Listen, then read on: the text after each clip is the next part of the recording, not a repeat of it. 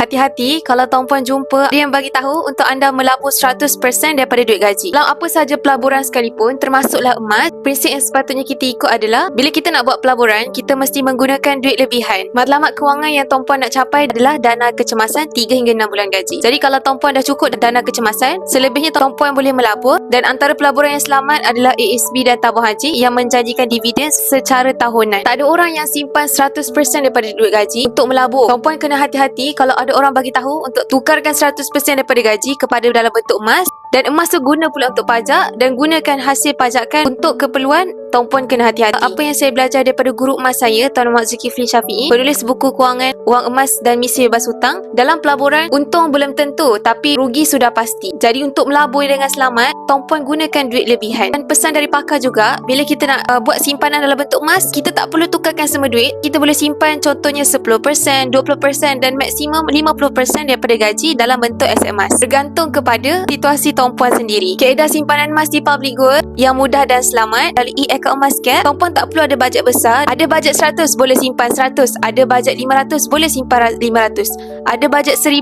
boleh simpan ikut bajet tuan-puan tanpa apa-apa komitmen bulanan. Jadikan simpanan emas yang adalah sebagai simpanan jangka masa panjang yang mana nilai dia akan lagi meningkat. Minima 2 tahun tuan-puan dah untung dengan aset emas yang tuan-puan dah bina dari sekarang. Dari akaun Get boleh keluarkan emas fizikal seperti gold bar dan dinar, emas berketurunan 999 bila-bila masa sahaja. Bagi yang nak saya bantu untuk simpan emas dengan ilmu dan bimbingan di Public Gold, boleh rujuk pin video atau mesej di TikTok. Nak belajar lebih banyak ilmu emas dan kewangan, boleh follow Bihar rapat-rapat.